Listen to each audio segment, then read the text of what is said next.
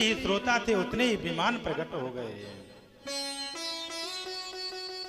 दिव्य रूप धरो जाता मुकुटी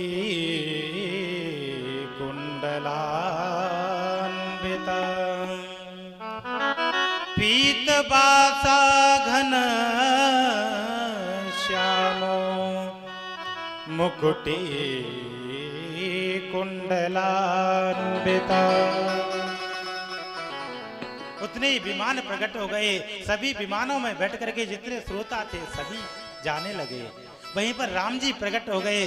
राम जी कहने लगे गौकर्ण तू तो मेरा ही स्वरूप है, मेरा ही स्वरूप बन गया है। तूने कितने लोगों को मेरे धाम में भेजा दिया है।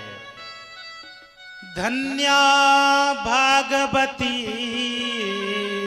वार्ता प्रेत पीड़ा विनाशिनी सप्ताहोपीतता धन्या कृष्ण लोक फलप्रदा। सभी लोग कहने लगे धन्य है इस भागवत के लिए, धन्य है, इसने सभी को राममय बना दिया है। धन्य है इस भागवत के लिए जो इतने पापी प्रीत जो बना था धुंधकारी, इस पापी की पीड़ा को दूर कर दिया। धन्य है भागवत के लिए। अब तो जैसे ही उन्होंने कहा, बोले भैया पहले विमान क्यों नहीं आया? तब उन्होंने कहा अयोध्या वासिना सर्वे यथा रामेण संगता तथा कृष्णेन ये नीता गोलोकम योगे दुर्लभम। धन्य इस भागवत के लिए, इसने सभी को मोक्ष दिला दिया। लेकिन प्रश्न एक ये उठता है, आखिर क्या कारण था जो पहले वाले श्रोताओं के लिए विमान नहीं आया? इस संशय को भी दूर कर दिए हैं। संशय को भी दूर इसलिए कर देते हैं क्योंकि आप लोग कथा को सुन रहे हो।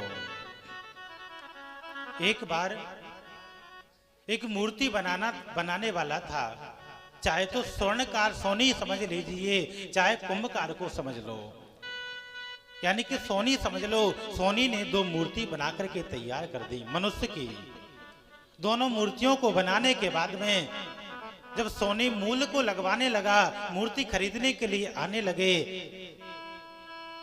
तो उन्होंने पूछा भैया इस मूर्ति की कीमत क्या है? उन्होंने कहा भैया इस मूर्ति की कीमत है केवल 1000 रुपए, और जो दूसरी मूर्ति है इसकी कीमत है 1 लाख रुपए। बोले भैया मूर्ति तो दोनों एक जैसी हैं, लेकिन इनमें अंतर क्यों है? ऐसा क्या कारण है? बोले आप बताओ इसमें अंतर क्यों है?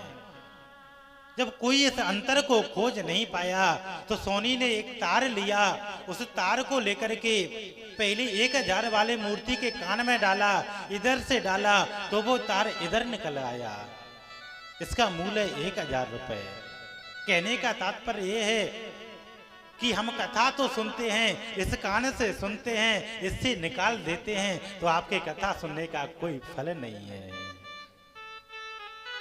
दूसरी मूर्ति में जब जैसे ही तार डाला, कान के द्वारा तार डाला गया तो वो तार बाहर नहीं निकला, कान के द्वारा वो तार अंदर हृदय में बैठ गया, हृदय में चला गया। बोले इसीलिए इस मूर्ति की कीमत 1 लाख रुपए है। 1 लाख रुपए है।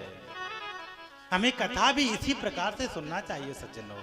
कथा को हमारे हृदय में विराजमान करना चाहिए, ना कि निकालना चाहिए। इसीलिए उनके लिए विमान नहीं आया। श्रवणस्य विभेदेन फलबोधोऽत्र संसिद्धम् श्रवणं तु कृतं सर्वे यथा मननं कृता। इसी प्रकार कथा को सुनना चाहिए। अब केवल थोड़ा सा समय और लेंगे।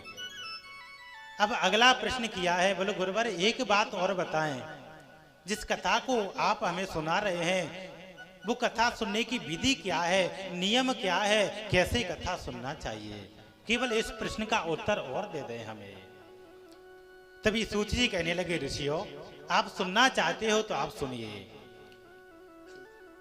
जब हमारे मन में ये प्रश्न आए कि हमें भागवत कथा करवानी है, जैसे ही मन में ख्याल आए कि हमें कथा करवानी है तो सुंदर ब्राह्मण के पास जाना चाहिए या ज्योतिषी के पास जाना चाहिए? ब्राह्मण देवता से हाथ जोड़ के निमंत्रण करना चाहिए। बोले देवताओं आप ऐसा सुंदर सा मुहूर्त निकाल दीजिए जिस मुहूर्त में हमारी अच्छी कथा हो जाए। मुहूर्त का भी सज्जनों बहुत महत्व होता है। सुंदर पहले तो मुहूर्त निकलवाना चाहिए। मुहूर्त निकलवाने के बाद में जिस ब्राह्मण से हमें कथा करवानी हो, जो ब्राह्मण अच्छी कथा को सुनाते हो, उस ब्राह्मण के पास हमें श्रीफल नारियल आदि उनको निमंत्रण देने जाना चाहिए। और उस ब्राह्मण देवता से कहना चाहिए, हे गुरुवर मैं बड़ा अभागा हूं और आप तो ज्ञानवान हैं, आप मेरे घर आइए और वहां आकर के जैसे भी मुझसे आपकी सेवा बनेगी उसे आप स्वीकार करो और हमें कथा सुना करके सार्थक करो प्रभु। ब्राह्मण को निमंत्रण देना चाहिए। जैसे कि हमारे दोनों बाबूजी शिवपुरी पहुंचे थे, शाम के समय मैं तो बाहर था कहीं, दोनों निमंत्रण देने के लिए शिवपुरी पहुंचे, मुहूर्त निकाला। इसी प्रकार जाना चाहिए सज्जनों।